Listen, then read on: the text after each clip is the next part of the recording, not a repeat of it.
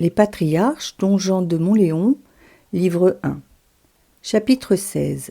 Rebecca. Genèse 24, 1-53. Lorsque Sarah mourut, Abraham atteignait lui-même sa 139e année. Il ne pouvait se faire d'illusions sur le temps qui lui restait à vivre, et il sentait le besoin de mettre toutes ses affaires en ordre. Or, pour lui, la seule affaire qui compta vraiment était l'obligation d'assurer, dans les meilleures conditions possibles, cette descendance à laquelle était promise le salut du monde, et dans laquelle le Christ devait naître un jour. Il importait donc de marier Isaac, sans tarder, et de le marier à une épouse digne de lui. Mais où trouver une femme qui, par sa piété, par l'impureté de ses mœurs, par l'intégrité de sa foi, méritait d'attirer le cœur de l'enfant de la promesse et d'unir sa vie à la sienne? Abraham appela le plus âgé de ses serviteurs, Éliézer, qui remplissait dans sa maison les fonctions d'intendant, et il lui dit « Mets ta main sous ma cuisse ». Ce geste, étrange à première vue, ne semble pas avoir été usuel chez les patriarches. On le retrouve une autre fois cependant dans leur histoire à la fin de la vie de Jacob, lorsque celui-ci demande à Joseph de ne pas l'enterrer en Égypte. Comme ce que feront plus tard en maintes circonstances les prophètes, il avait une valeur figurative. Il était destiné ici à souligner l'importance du serment qui allait être demandé à Éliézer. Les commentateurs juifs ont vu en lui une allusion à la circoncision, c'est-à-dire au signe visible du pacte conclu entre Dieu et Abraham.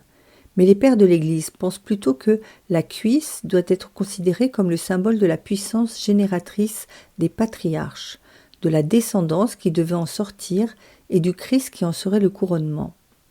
Abraham invitait ainsi son serviteur à jurer sur le Christ qui doit venir, comme aujourd'hui nous jurons sur le crucifix, c'est-à-dire sur le Christ qui est venu.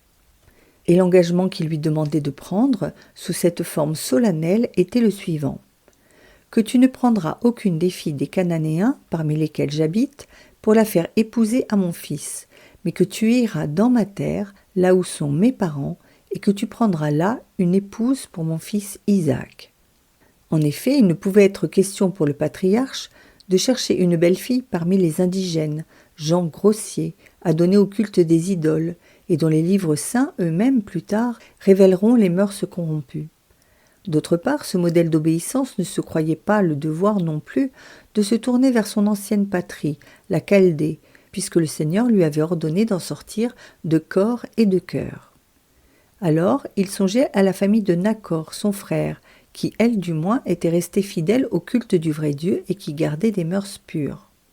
Elle stationnait toujours dans la région de Charan, en Mésopotamie, là où il avait séjourné lui-même après le départ d'Our, durant plusieurs années. C'était donc dans cette direction qu'il envoyait Éliézer. Mais, demanda ce dernier, si la jeune fille ne veut pas venir ici avec moi, que dois-je faire? Faudra-t-il que je revienne chercher votre fils pour le conduire à cette terre dont vous êtes partis? Garde-t'en bien, reprit vivement le patriarche. S'il n'allait pas lui-même chez son frère, s'il n'y envoyait pas Isaac, qui était pourtant le principal intéressé, c'est qu'il ne voulait pas enfreindre, si peu que ce fût en sa personne ou en celle de son fils, l'ordre que Dieu lui avait intimé jadis sans réserve, de quitter sa terre et sa parenté. « Ne te tourmente pas, ajouta-t-il. Le Seigneur, le Dieu du ciel, qui m'a retiré de la maison de mon père et de la terre où je suis né, lui qui m'a parlé et qui s'est engagé avec moi par serment, disant « C'est à ta descendance que je donnerai cette terre. Il enverra son ange devant toi, et grâce à lui, tu trouveras l'épouse destinée à mon fils. Si donc la femme se refuse à te suivre, ne t'inquiète pas. Tu ne seras plus lié par ton serment. Je te demande seulement de ne pas emmener mon fils là-bas. » Éliézer prêta alors le serment demandé. Puis il organisa sans tarder une petite caravane.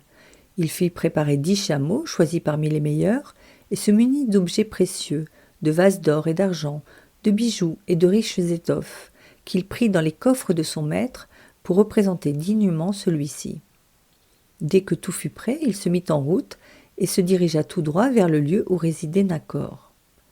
Il y arriva un soir, à la tombée du jour, et s'arrêta près d'un puits à l'entrée de la ville. C'était l'heure où les femmes venaient chercher leurs provisions d'eau. Éliézer, ayant fait reposer ses chameaux avec la sollicitude qu'un nomade porte toujours à sa monture, se mit en prière. « Seigneur, dit-il, Dieu de mon maître Abraham, venez-moi en aide aujourd'hui, je vous en supplie, et faites miséricorde avec mon maître Abraham. Me voici près de cette fontaine, et les filles des habitants de cette ville vont sortir pour y puiser de l'eau. » Devant l'extrême délicatesse de la mission qui lui était confiée, sachant combien il était facile de se laisser tromper par les apparences, Éliézer, qui était le disciple d'Abraham en même temps que son serviteur, comprit qu'il devait avant tout prier Dieu et s'en remettre à lui plutôt qu'à ses propres lumières du choix qui lui incombait.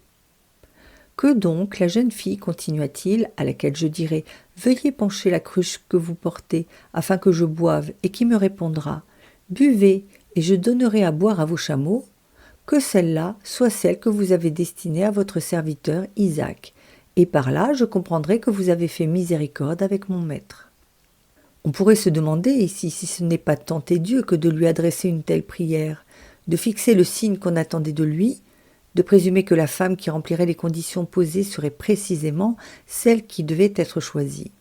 Il faut tenir pour assuré, au contraire, que cette prière fut un modèle du genre, à cause de la foi, de la piété et de la discrétion qui l'animait. Elle était pleine de foi parce qu'Éliézer n'eut recours à aucune pratique superstitieuse pour consulter la divinité. Il s'adressa à Dieu dans toute la simplicité de son cœur, se fondant exclusivement sur les promesses faites à Abraham. Elle était pleine de piété, parce que la demande qu'elle formulait n'avait d'autre mobile que le désir d'exécuter convenablement la mission dont l'intendant était chargé. Celui-ci se méfiait de son propre jugement. Il se considérait comme incapable de discerner lui-même, dans un pays et une nation qu'il ne connaissait pas, l'épouse digne d'un tel héritier. Et c'est pourquoi il sollicitait de Dieu un signe. Ce n'est pas là chose répréhensible quand on le demande avec un cœur droit, et que l'on n'a pas d'autre moyen de savoir ce qu'il convient de faire. Enfin, la requête d'Éliézer était pleine de discrétion. La condition qu'elle posait était bien faite pour mettre en évidence la vertu de Rebecca, sa charité, son sens de l'hospitalité, si prisé des patriarches. Il demandait qu'elle allât au-delà des services qu'il réclamait d'elle, qu'elle fît preuve de simplicité et de générosité, et cela à un moment où tout au contraire l'incitait à se hâter. Leur avancée, l'impatience des hommes, la presse des animaux. La meilleure preuve que cette prière fut agréable à Dieu, c'est le plein succès qu'elle obtint, comme le montre la suite de l'événement. Éliézer, continue le texte sacré, n'avait pas encore achevé de parler ainsi en lui-même qu'il vit arriver Rebecca, fille de Bathuel, fils de Melka, femme de Nachor, frère d'Abraham, qui portait sur son épaule une cruche. C'était une jeune fille très gracieuse, une vierge d'une grande beauté et qui n'était pas mariée. Elle était déjà venue au puits et elle avait rempli sa cruche et elle s'en retournait. Le serviteur d'Abraham s'avança au-devant d'elle et lui dit « Donnez-moi un peu d'eau de votre cruche pour que je boive. » Et elle de répondre « Buvez, mon Seigneur. » Rapidement, elle abaissa la cruche qu'elle portait sur l'épaule et la penchant sur son bras, elle lui donna à boire. Lorsqu'il eut bu, elle ajouta « Je m'en vais aussi tirer de l'eau pour vos chameaux, afin qu'ils boivent tous. » Et, vidant sa cruche dans les conduites qui servaient d'abreuvoir, elle se hâta de retourner au puits, en tirer encore, et fit boire ainsi tous les chameaux. L'auteur sacré, dans ce récit, multiplie les épithètes pour dire à la fois l'éclat et la modestie de Rebecca. Puella decora nimis, virgoque pulcherrima, et incognito viro. C'est-à-dire une jeune fille gracieuse au-delà de tout ce qu'on peut dire, une vierge de toute beauté et qui ne connaissait point d'homme. Ce redoublement d'expression est destiné à faire comprendre, selon l'usage de l'écriture, que notre héroïne possédait à la fois la beauté extérieure et la beauté intérieure, celle du corps et celle de l'âme. Elle allie admirablement dans toute cette scène la modestie à la charité. Ce n'est pas elle qui prend l'initiative de parler à un étranger qu'elle ne connaît pas, sa réserve lui défend. Mais dès que cet étranger lui demande un service, elle s'empresse de le lui rendre avec la plus extrême bonne grâce. Elle va au-delà de ses désirs. Bien qu'elle appartienne à une famille noble, bien qu'elle soit la fille d'un cheik et qu'elle ait le rang de princesse, elle ne craint pas d'assumer une besogne servile et pénible, en puisant elle-même dans les auges l'eau nécessaire pour désaltérer 10 chameaux. Elle ne prend pas la fuite comme une étrangère, dit saint Jean Chrysostome. Elle ne fait pas de la modestie un prétexte pour refuser, mais elle répond avec une grande amabilité. Buvez, monseigneur. Réfléchissez, je vous prie, sur le soin qu'on a porté dans ces temps antiques à pratiquer la modestie, jusqu'où allait l'amabilité, la grande place que l'hospitalité tenait dans les mœurs d'alors. Dites-moi, quelle fortune n'est pas au-dessous de telles mœurs? Quels sont les trésors que de telles mœurs ne surpassent pas? Voilà la dot par excellence, voilà la richesse, voilà le trésor inépuisable. Éliézer, cependant, examinait attentivement la jeune fille. L'événement avait pleinement réalisé son agence. Dieu avait répondu point par point à la prière qu'il avait formulée. Néanmoins, il ne voulait pas s'engager trop vite dans une affaire aussi grave, et il considérait avec soin Rebecca. Il observait sa manière de parler, son attitude, sa démarche, ses gestes, etc. Et son excellente impression ne cessait de se confirmer. Quand enfin, les chameaux eurent fini de boire, il voulut remercier l'aimable enfant de la peine qu'elle avait prise, et suivant l'usage que pratiquent encore les voyageurs en ces pays-là, il lui offrit en présent quelques jolis objets. Une paire de boucles d'oreilles qui pesait 2 sicles, et un bracelet du poids de 10 sicles. En même temps, il lui posait quelques questions. « De qui, demanda-t-il, êtes-vous la fille? Y a-t-il dans la maison de votre père un lieu pour me loger ?» Et elle de répondre aussitôt, simplement, sans embarras, sans détour, sans faire de mystère, avec une candeur pleine de grâce. « Je suis la fille de Bathuel, qui est lui-même fils de Nachor et de Melka. » Melka, on s'en souvient, était la nièce d'Abraham et probablement la sœur de Sarah. Elle avait épousé son oncle Nachor, celui que précisément venait voir Éliézer. « Certainement, ajoute Rebecca, il y a de la place pour vous loger tant que vous en voudrez, et on vous donnera de la paille et du foin à discrétion pour vos bêtes. » Le serviteur s'inclina alors profondément et adora le Seigneur. Manifestement, la main de Dieu l'avait conduit tout droit chez ceux qu'il cherchait. « Béni soit le Seigneur, dit-il, le Dieu de mon maître Abraham, qui n'a pas manqué de lui faire miséricorde selon la vérité de ses promesses. » À son tour, il se fit connaître à la jeune fille et lui expliqua qu'il n'était pas un étranger pour elle, mais qu'il était envoyé par le frère de Nachor. À ces mots, Rebecca ne put contenir sa joie. Elle avait si souvent entendu parler de son oncle Abraham. Elle avait un tel désir de le connaître. Elle courut vers les siens et raconta à sa mère tout ce qu'il venait de se passer. Aussitôt, ce fut l'allégresse générale dans la famille. Laban, le frère de Rebecca, se hâta vers Éliézer qui était resté près de la fontaine avec sa petite troupe et lui dit « Entrez, homme béni de Dieu, pourquoi restez-vous dehors ?» Et il lui montra une place pour ses chameaux. Et lorsque ceux-ci eurent été installés et déchargés, il leur donna de la paille et du foin, tandis qu'on offrait à Éliézer et à ses compagnons de l'eau pour se laver. Quand cela fut fait, on les conduisit à table et on leur servit à manger, avec cet empressement à pratiquer l'hospitalité qui était de tradition dans les familles patriarcales. Mais Éliézer était le dévouement personnifié. Bien plus préoccupé des intérêts de son maître que de ses propres besoins, il refusa de toucher aux aliments qu'on lui présentait avant d'avoir fait connaître le but de sa mission. « Je ne mangerai pas, dit-il, avant d'avoir exposé ce que j'ai à dire. Vous avez rempli votre devoir, mais moi je ne peux pas penser à prendre du repos avant de vous avoir appris pourquoi j'ai fait un si long voyage, pourquoi je suis venu du pays des Cananéens, et comment j'ai été conduit dans votre maison. Quand vous saurez tout, vous verrez si vous croyez pouvoir acquiescer au désir de mon maître. » Alors, dans un récit d'une charmante simplicité, il détailla à ses hôtes par le menu tout ce qui venait de se passer. Il dit la commission dont l'avait chargé Abraham, les questions qu'il lui avait posées, les réponses qu'il en avait reçues. Il raconta comment il s'était arrêté près du puits, à l'entrée de la ville, comment il avait prié pour le succès de son entreprise, comment la réponse de Dieu s'était manifestée aussitôt par l'arrivée de Rebecca, comment tout concordait à prouver que celle-ci était bien la femme destinée à Isaac. « Maintenant, ajouta-t-il en terminant, c'est à vous qu'il appartient de décider si vous voulez traiter mon maître selon la miséricorde et selon la vérité, c'est-à-dire si vous voulez consentir au sacrifice qu'il vous demande. Ce sera de votre part un acte de miséricorde, mais aussi un acte de vérité, c'est-à-dire conforme à la justice, parce qu'il est normal qu'un homme trouve dans sa parenté une épouse pour son fils. Si donc vous acceptez sa demande, veuillez me le dire. S'il vous plaît d'en décider autrement, veuillez me le faire savoir aussi, afin que j'aille à droite ou à gauche, c'est-à-dire afin que j'agisse en conséquence. » Les frères de la jeune fille, Laban et Bethuel, répondirent : « Le Seigneur lui-même a parlé, c'est-à-dire Dieu a si manifestement conduit toute cette affaire qu'il nous a fait connaître clairement par là sa volonté. Nous ne pouvons vous répondre autre chose que ce qui est évidemment son bon plaisir. Voici Rebecca, elle est à votre disposition.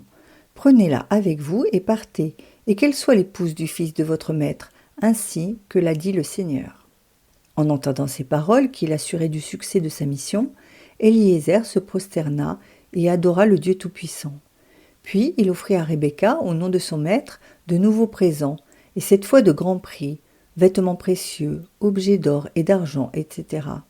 Il en distribua d'autres à tous les membres de la famille, et alors seulement il consentit à se mettre à table. Commentaire moral et mystique. Le souci d'Abraham de ne pas laisser son fils épouser une païenne montre que la crainte des mariages mixtes est antérieure aux lois de l'Église et qu'il faut tout faire pour les éviter. Il ne faut épouser ni juive ni hérétique, dit saint Ambroise. Le premier bien à chercher dans le mariage est celui de la religion.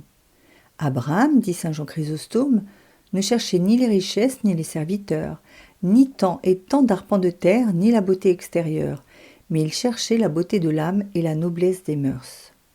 Au sens mystique, Abraham, qui envoie Eliezer chercher une épouse pour son fils, représente Dieu le Père envoyant ses serviteurs à la recherche des âmes qu'il veut unir au Verbe par un mariage d'amour. Mais ces âmes, il faut d'abord qu'elles soient de la race spirituelle du patriarche, c'est-à-dire que leur foi soit intègre et qu'elles ne connaissent d'autre culte que celui du vrai Dieu, car le Christ ne saurait épouser les Cananéennes, qui adorent les idoles. « Si elle ne veut pas venir avec moi, demandait Eliezer en recevant sa mission, voulez-vous que je ramène votre fils au lieu d'où vous êtes sorti ? Garde-t'en bien, répond le patriarche. Car, dira notre Seigneur, je suis venu séparer le fils de son père et la fille de sa mère. Celui qui aime son père ou sa mère plus que moi n'est pas digne de moi. Celui qui ne renonce pas à tout ce qu'il possède ne peut être mon disciple. Si donc l'âme élue ne veut pas renoncer au monde et à son affection pour le monde, si elle ne veut pas, comme Abraham lui-même, sortir de sa terre, de sa parenté et de la maison de son père, elle ne saurait devenir l'épouse du Christ, du véritable Isaac. Si elle ne veut pas te suivre, continue le patriarche, tu ne seras pas tenu par ton serment. Comme notre Seigneur dira plus tard, s'ils ne veulent pas vous recevoir, secouez la poussière de vos pieds. Il faut en outre que, comme Rebecca, elle reste pure et s'applique à garder la chasteté du cœur aussi bien que celle du corps, qu'elle ne connaisse point d'homme, c'est-à-dire, explique Origène, qu'elle ne se donne jamais, par le consentement de sa volonté, à l'homme ennemi, à cet amant exécrable qui la poursuit de ses flatteries et de ses assiduités, mais pour l'entraîner avec lui au fond des enfers. Il faut encore qu'elle vienne chaque jour, elle aussi, auprès du puits, pour y chercher de l'eau, et ce puits représente la méditation de la parole de Dieu. C'est dans cet exercice qu'elle doit puiser quotidiennement la grâce dont elle a besoin pour se purifier, se rafraîchir et étancher sa soif de Dieu. C'est là que, comme la Samaritaine, elle rencontrera le Christ qui lui dira « Donne-moi à boire ». Et le signe sur lequel il la jugera, ce sera celui de la charité. Si elle sait désaltérer ceux qui ont soif, accueillir les voyageurs, pratiquer les œuvres de miséricorde, si elle est capable de donner spontanément plus qu'on ne lui demande et d'abreuver les bêtes de celui qui ne sollicitait qu'un peu d'eau pour lui-même, elle s'entendra dire un jour « Viens, mon élu, et je poserai mon trône en toi, parce que le roi a désiré ta beauté. » Alors le Saint-Esprit commencera à la parer pour ses noces mystiques. Il lui donnera d'abord des boucles d'oreilles, c'est-à-dire qu'il fermera ses oreilles aux appels du monde, à la médisance, aux adulations, à la calomnie, aux insinuations perfides des marchands d'erreur. En même temps, il lui fera goûter les saintes écritures, il lui en révélera le sens caché, il la rendra docile aux inspirations de la grâce, aux sollicitations de son futur époux. C'est ce que voulait exprimer le psalmiste, quand il disait « Vous m'avez perfectionné les oreilles ».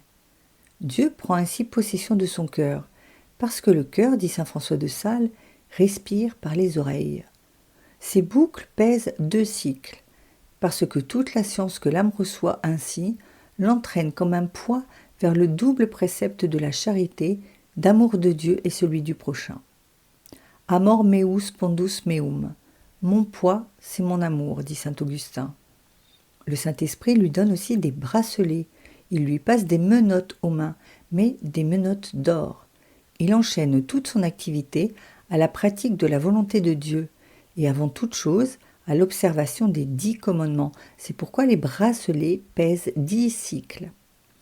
En acceptant ces bijoux, la jeune fille se prête avant la lettre au désir que l'époux du cantique exprimera un jour à sa bien-aimée. Pose-moi comme un sceau sur ton cœur, ce sont les boucles d'oreilles. Pose-moi comme un sceau sur ton bras, ce sont les bracelets. L'âme ainsi saisie et scellée est à l'entière disposition de son maître. On voit par quel trait comment même les objets les plus futiles en apparence ont une valeur de signe et nous parlent de Dieu lorsqu'ils sont placés dans la lumière des Écritures. Que quiconque veut imiter Rebecca soit exact à se rendre chaque jour près du puits et à assister ceux qui lui demandent un service, qu'il persévère dans la pratique de l'oraison et dans celle de la charité fraternelle, et il méritera alors de recevoir lui aussi ses boucles d'oreilles et ses bracelets qui seront le gage de son union avec le Christ.